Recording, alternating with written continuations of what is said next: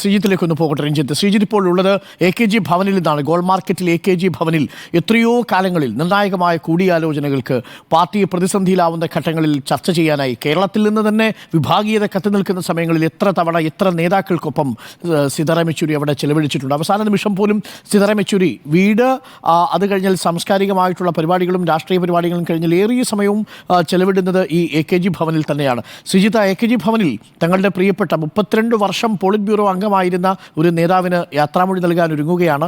AKG Bhavan തയ്യാറെടുപ്പുകളൊക്കെ നടത്തി കഴിഞ്ഞു. എപ്പോഴേക്കായിരിക്കും AKG ഭവനിലേക്ക് Sitaram യെച്ചൂരിയുടെ ഭൗതിക ശരീരം എത്തിക്കുക? അരുൺ, AKG ഭവനിലേക്ക് സീതാറാം യെച്ചൂരിയുടെ മൃതദേഹം വഹിച്ചുകൊണ്ടുള്ള ആംബുലൻസ് 11 മണിയോടെ എത്തിച്ചേരും എന്നാണ് ഇപ്പോൾ ക്രമീകരിച്ചിരിക്കുന്നത്. ഏതാണ്ട് 9:30 വസന്തകുഞ്ചിലെ വീട്ടിൽ നിന്ന് പുറപ്പെടും. അവിടെ നിന്ന് ഇങ്ങോട്ടേക്ക് ഏതാണ്ട് 1 മണിക്കൂർ യാത്രയുണ്ട്. ഇപ്പോൾ അദ്ദേഹത്തിൻ്റെ പൊതുദർശനത്തിനുള്ള ഒരുക്കങ്ങളാണ് ഇവിടെ ക്രമീകരിക്കുന്നത്.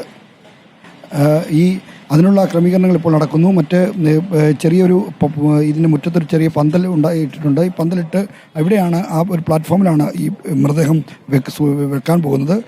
മറ്റുള്ള വരുന്ന ആളുകൾക്ക് ഇരിക്കാനായുള്ള ഇരിപ്പിടങ്ങളും മറ്റും ക്രമീകരിച്ചിരിക്കുന്നു. ഇവിടെ AKG ഭവനകത്ത് ഇത്രയും വിശാലമായൊരു സൗകര്യമില്ലാത്തതുകൊണ്ടാണ് പുറത്ത് ഈ പാർക്കിംഗ് ഏരിയയിൽ ഈ മൊത്തം ഈ ഗോൾ മാർക്കറ്റ് റോഡിൻ്റെ ഈ ഭായ് വീർ സിംഗ് മാർഗ്ഗമാണ് ഇവിടെ. അതിൻ്റെ പരിസരത്തെ റോഡിൽ പാർക്കിംഗ് ഏരിയയിലാണ് ഈ പന്തൽ ക്രമീകരിച്ചിരിക്കുന്നത്. എന്തായാലും ഈ ഒരു 11 മണിയോടുകൂടി ഇവിടെ പൊതുദർശനം ആരംഭിക്കുമെന്നാണ് ഇപ്പോൾ അറിയിച്ചിരിക്കുന്നത്.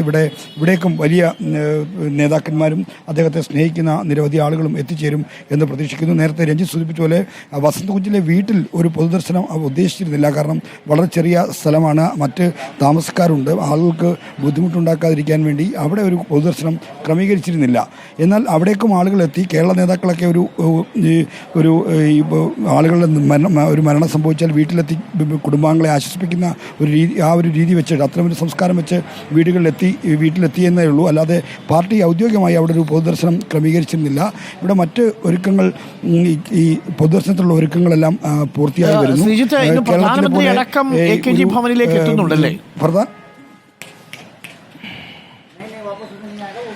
പ്രധാനമന്ത്രി അടക്കം എത്തുമെന്ന് ഒക്കെ വിവരമുണ്ടെങ്കിൽ ഔദ്യോഗികമായി പാർട്ടി നേതൃത്വത്തിന് ഇതുവരെയും അത്തരമൊരു സ്ഥിരീകരണമില്ല. മാത്രമല്ല, പ്രധാനമന്ത്രി വരുന്നതുമായി ബന്ധപ്പെട്ട സുരക്ഷാ ക്രമീകരണങ്ങളൊന്നും ഒന്നും ഇവിടെ ഇപ്പോൾ തുടങ്ങിയിട്ടുമില്ല.